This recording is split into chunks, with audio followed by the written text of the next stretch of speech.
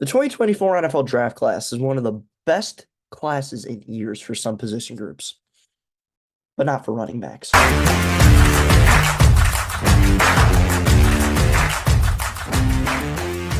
What is going on, everybody? You are listening to The Locker Room, where we talk all things sports. I want to thank you guys for tuning in. I'm your host, Landon Mitchelson, and today we are going to be talking about the running backs. Similar, we're talking about the other half of the backfield as last week.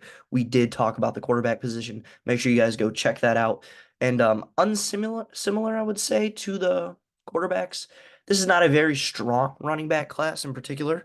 It's not underwhelming, but it, we've been pretty spoiled with running back classes in recent years, and this just does not live up to par with those classes. But anyway, if you did not watch our quarterback rankings, make sure you guys go check that out either before or after you watch this pod. So that's a good ranking, as I have a lot of, I wouldn't say hot takes, but I'm higher on a couple guys than most people. So make sure you go check that out. And yeah, today we're talking about the running backs. Lots of different types of running backs in this class. It's very diverse, similar to the quarterbacks. Not as much talent as the quarterbacks, but definitely a lot of different play styles, which it's fun to see. It's going to be interesting to see where a lot of guys land in a lot of people's rankings. So I'm going to be talking about eight running backs today. So with that being said, let's hop into number eight. And number eight is Braylon Allen out of Wisconsin. This kid is a big dude. He's 6'2", 245. Starting with the positive, Braylon Allen. He's got NFL level size. I do like that about him. I feel like I'm going to be a little bit lower on him than most people are, but as I said, great size. The speed for his size is actually very good. He can hit through a hole and run quick. I have a little bit more issues on him hitting the hole that I'll get to in his negatives, but great speed, great size. And then this guy will run you over. That is pretty much his game. He will hit the hole. He's going to run you over. His break tackle is great. He has great strength. It's really hard to tackle this guy, and he moves very quick, and he's going to run you over. So it's one of those guys where you not necessarily want to be in his way. You got to go low. But yeah, all those great things about Braylon Allen. But out of the negative side of him is I don't see that his pass block is particularly great. And that's something that I really like out of running backs, is being able, which is why you're going to see a lot of some guys higher on this list. But the pass block, not great. That's very important, as when those blitzes come, picking up that extra blocker is the difference between a big play and a loss of 10 yards because of a sack. So gonna need the running backs to step up sometimes, and I just don't see Braylon Allen doing that most of the time. He has the size to do it. I just don't see him doing it. And then I feel like he also has a lack of explosiveness.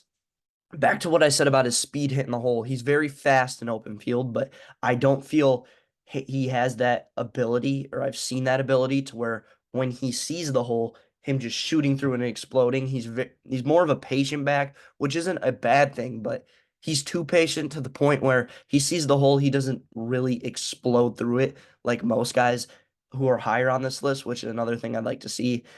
But then the biggest thing that I have seen with Braylon Allen, that is the biggest concern for me, is playing at the college football level. His ball control and his ball security was horrendous this year. I think he had 4 or 5 fumbles, something like that.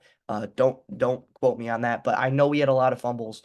Braylon Allen really struggled hanging onto the ball, and at the NFL level, you're gonna need to hang onto the ball, as the game is much faster and a much more physical game. And if you're already fumbling at the level of college, it shows you're careless with the football. So at the NFL level, that's going to be an even bigger issue if he does not work on it, because the game's just getting quicker and it's going to get faster. So he just needs to improve on that, as the ball security is a big thing, as that has ended some guys' careers. Look at Melvin Gordon. Him not being able to hang onto the ball practically ripped his starting job away in the NFL. So he needs to be able to hold on to the ball and improve on the pass blocking and explosiveness, I would say. But Braylon Allen, if you're looking for a guy who can punch it on the goal line, he's your guy. I just think that he's too raw of a running back prospect to go on any higher on this list. So number 8, Braylon Allen. Coming in at number 7 is a guy who I hope to see on a lot of guys' lists, but I just don't think I'm gonna, and that's gonna be Jahar Jordan out of Louisville. This is one of the last running backs that I watched film on, and he blew my mind. I was not expecting nothing from this guy, and wow, he really showed up. I mean, this guy's for his size, I love this guy's play style. This, like, If you want to talk about a Dan Campbell player, this is that guy. He's only 5'11", 185, which I'll talk about that in a little bit more, but his play style is awesome. He doesn't care what his size is. He'll try and run you over, and most times he does. He always keeps his feet moving, which is another positive I have of another guy ahead. He is just beyond quick. He moves on the field. If I believe what I read right, he ran a 4.340. His speed is awesome. His agility is awesome, and he will run you. He will do his best to run you over. He's not gonna. He's not, he won't, because of his size. He's not gonna fully run you over, but he will definitely keep his feet going and gain an extra 3 yards if he needs to. This guy's play style is awesome. I love his agility. He can make moves in open field. He's beyond quick, and for his size, his strength and his power are awesome, and I love his play style. That's my biggest thing about Jahar Jordan, and I hope that most people see this out of him. I love the guy. He's great. And then moving on to the negatives, which I have to get to, unfortunately, is his pass block isn't the greatest for his size. I think it's better than Braylon Allen, shockingly. I think that he puts more effort and he cares about it. He puts his effort into pass blocking. It's a guy that gives effort on every play, but obviously it's not great because of his size. And then I think his vision can improve a little bit. It's not quite to the NFL level as most of the other guys are, but definitely the vision can improve a bit. And then obviously the big thing is his size. This is not a guy where I can see him being a true workhorse back in the NFL. He's not quite to that size to where he can get 15 carries a game, but this guy I think could be a great change of pace back. And if you need him, he can come in, he can catch the ball, he can do whatever you need to do. And then if you need him to get 5 to 7 carries a game because your workhorse back is needs a playoff, this guy is definitely the guy who can come in there and maybe break it for a touchdown, but he can do the job that you need to, and he has that explosive play factor that can definitely lead to big plays in the NFL. But obviously, the size is the downside, as he cannot be that true workhorse back. But still love this guy, number 7, Jahar Jordan out of Louisville. Coming in at number 6, Michigan fans, don't hate me, but number 6 is going to be Blake Corum. Blake Corum, one of the best running backs in college football, without a doubt. 27 touchdowns in one season is ridiculous. Blake Corum's college production was great, don't get me wrong, but not sure if it's going to translate into the NFL. I don't think he'll be bad, but I don't think he's going to be the top tier that he was in college. But starting off with the positive, Blake Corum, he has pro level vision. Absolutely. I think he might have the best vision in this class. He is a guy who can definitely make something out of nothing. If nothing is there, he's going to find a way to find one hole through the line or something, and he can get you that 1 or 2 yards instead of a 2 yard loss. I mean, he has that NFL level vision, very patient, and then he can break a tackle when you need him to. He's a little bit of a smaller size as far as the height, but I think his weight makes up for it to where if you need him to run one over, get a couple yards on a one-on-one with a linebacker, he's going to be able to do that. But moving on to the negatives of Blake Corum, I just don't think that he has the NFL explosiveness or the agility to be a true stud or workhorse back. I think his agility in open field isn't that great. It's not bad, but it's not the best in the class. I feel like he can be better in those one-on-one situations as far as not just running someone over and being able to make a move. And then is again the explosiveness through the hole is quite where I want to be. He sees the hole very well and then he runs through it, but he doesn't have that explosiveness that a lot of other guys have. And then obviously he's not the fastest guy in the class, which is not great. So he's not the fastest, but he'll be able to do the job if you need him to come in, get 10 carries a game. He has very good vision, and hopefully his explosiveness and stuff can improve on that. And then one more thing, pass blocking. I want to say it's bad, but definitely can improve. So the pass blocking and the explosiveness and agility need to improve. But if you're looking for a guy with good floor, I think Blake Corum has one of the best floors in the class.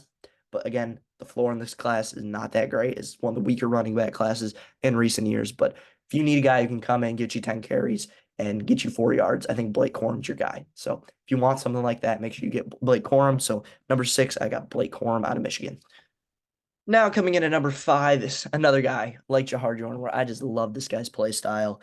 And that's going to be Bucky Irving out of Oregon, as he is a little bit undersized, 5'10", 195. Don't like the weight on him, but again, with the way that he plays with his size, I just love it, dude. I mean, his play style is awesome. I mean, this is the similar thing with Jahar Jordan. They have a very similar play style for their weight and their height.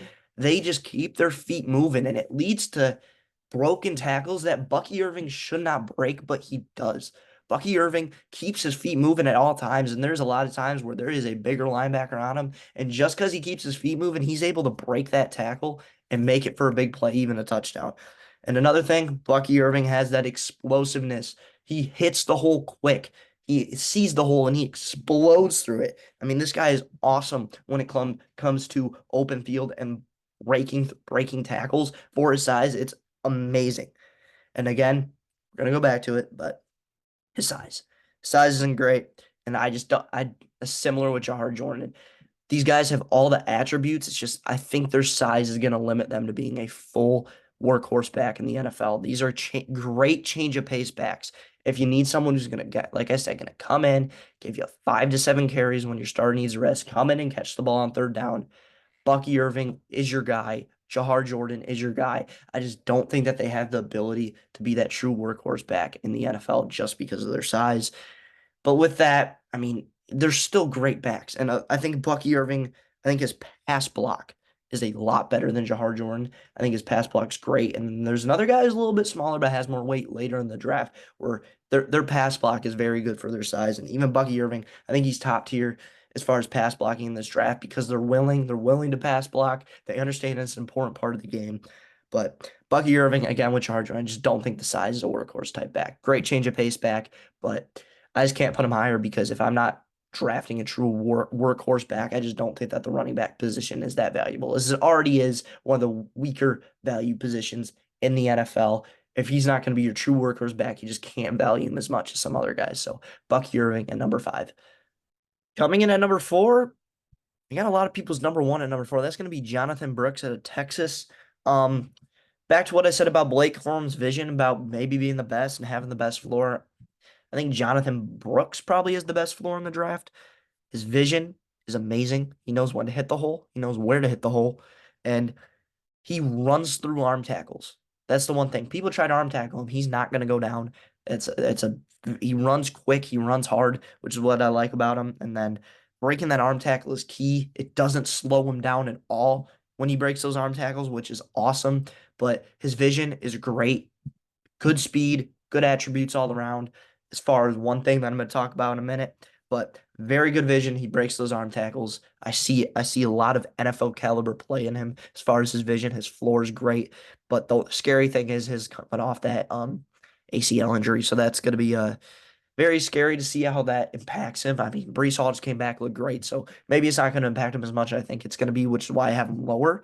But then the one thing that I really want to get him on is I don't know how he's going to open field. I just want to see more out of him. It's not bad by any means, but this guy I just want to see more of as he'll hit the hole hard, but I don't see that explosiveness like Bucky Irving had and later guys have. But and his agility, I just want to see him be able to run someone over and be able to make a hard cut and see these things to where in open field I can trust him. I just haven't seen that enough to where I can put him higher. But if you're drafting a running back, very similar to Blake Corum, if you're drafting a running back who you want, who's NFL ready and can view the whole, view the vision nicely, I think Jonathan Brooks is your guy, and I think he has a lot more potential than Blake Corum, which is why I have him a lot higher and a higher grade on him. So he's that guy. Good floor with a great ceiling. So he just got to get there. But overall, Jonathan Brooks, great prospect. If you need that workhorse back who you're necessarily not going to take a risk on, but definitely can get a higher value at. So Jonathan Brooks, number 4. Coming in at number 3, this is a guy, I have a lot of guys who I know I'm higher on.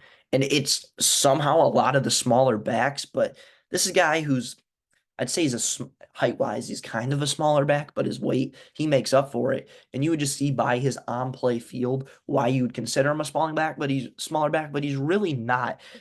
That's going to be Jalen Wright out of Tennessee. This guy is a dog. He is great. Like this is a second round talent in my mind, easily. And the biggest thing that stands out to him is he has killer speed. This guy hits the hole, and as soon as he is loose, you are not catching him. This is a guy who I believe he ran a 4.3 or 4.29 or something. I hope he runs at the combine because this guy's going to blow minds. This is definitely a combine player who's going to rise his draft stock. But I love Jalen Wright. His speed is awesome. His ability to make people miss is awesome. His agility is fantastic. Um, and he can catch the ball. He's explosive. Like I've been nagging people on for not being explosive. Like Bucky Irvin, he sees the hole and he hits it, and he is off. And the biggest thing that I'm telling you I love about Jalen Wright is this guy's pass block is the best in the class. It's not even close. His awareness to know where everyone's at when he's pass blocking, knowing who to pick up, when to pick them up. This guy is going to make the difference between big plays and a 10-yard loss, like I've said. That's how important he is in the pass blocking game. He is that good. He's awesome. Now, the thing that I'm really going to knock Jalen Wright on, said all those great things, but the reason he's at three is I just don't think his vision is at the NFL level yet. He needs to improve on his vision. There's a lot of times where it feels like he's running blind, I would say. Not necessarily blind, but he's running into blockers. He's not seeing the hole well. There's a way where the hole opens up and he hits another hole too quick. He needs to be more patient. He's not very good at finding the hole, which is key in the NFL. It's one of the biggest things you need is vision. It can be worked on, but right now I'm gonna have to knock him on it. He has so many great attributes. Please, I really want him to work on his vision, and this guy can be a top tier back. And I just really hope he goes to a team with a good offensive line and where he can work on that vision. And he will be a stud in the NFL if he does. But I only have him at three just because the vision is a big issue for me. So at number three, Jalen Wright. Now, number two, we got Trey Benson out of Florida State. And Benson's an interesting prospect because I've seen a lot of people be lower on him just because of the season he had, which kind of shocks me because it's not obviously it wasn't the best, but it wasn't the greatest or it wasn't the worst either. Still at around 900 yards, good average per carry, but the reason for that is I feel like he had too high of expectations. It was similar with Drake May. People weren't blown away by Drake May's stats this year because they had expectations so high because of how good he was the year before. And I think it's a very similar situation here with Trey Benson. Trey Benson, great size, 6'1", 223. I mean, that is almost perfect size for being a running back. And he has good speed to make to along with that size. Speed's very good. I mean, he is just an all-around good back. There's really not anything I can knock him on. There's one thing that's not the greatest, but it's not bad at all. This is a guy who good agility, good speed, can break a tackle, has good vision. I mean, he is, if you want a guy to plug in and play right away, this is your guy. Trey Benson, who has the potential to be great. He's very good. All around good. There's not really anything I can knock him on. I just like to see him be a little bit more involved in the passing game, I would say. Not necessarily his pass block. He's a good pass blocker, but being able to catch the ball. It's not terrible. He's going to be able to catch a screen, but being able to maybe make one or two routes downfield the game can impact the team a little more. He's not great at that, and his hands are kind of bricks, but it can definitely improve. He's going to be able to make those simple catches, but I haven't seen him be able to make those catches where I'm like, wow, this guy's a real threat in the passing game as well. But Trey Benson, overall great back, good back, plug in and play right away. So Trey Benson, number two. Coming in at number one, my favorite back in the class is going to be Audric Estime, however you say his name. We'll figure it out before draft time. But I'm just going to call him Audric Estime. Audric Estime, um, this guy is all awesome. I love him. I love his size. He's a little bit smaller height-wise than Trey Benson, but his weight, he's 227. His strength is awesome. And he's very elusive for his size, too, which I think is a very underrated value. He's a guy who can make a guy miss an open field. And for his size is really good. He's more than just running someone over, which is the biggest knock that I would Braylon Allen is. He just runs people over. Not really a guy who is a threat as far as his left to right movement, but left to right movement, this guy can get outside. He's got good speed for his size. He can make a man miss. And then his strength, obviously, like I said, it's great. Break tackle's amazing. He is one of those guys where he can really do it all around good back.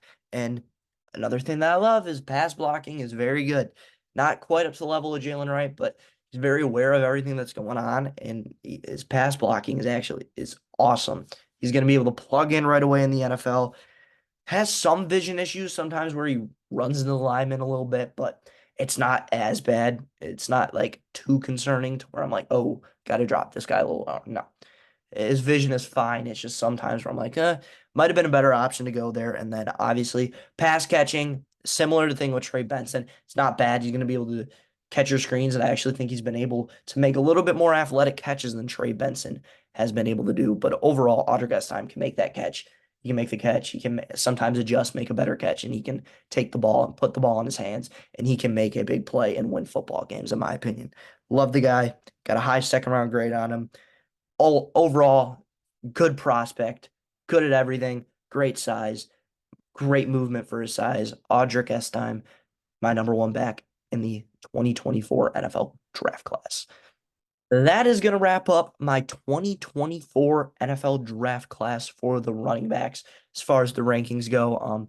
Kind of an underwhelming class, like I said, but thank you all for tuning in today. Make sure you comment your ranking down below because I want to see how much this diversifies, as it is it's going to diverse a lot, I feel like, between me and my cousin and Chase Crawshaw over the WMP podcast. Make sure you guys go listen to their episodes that are coming out. I believe they're doing offensive line this week, so make sure you guys go check out them and see how our opinions compare, as we've known to differ they've known to differ from me in previous rankings, as you saw last week with the quarterbacks. But overall, thank you guys for tuning in. Make sure you like, comment, subscribe, all that stuff, and I'll see you guys next time.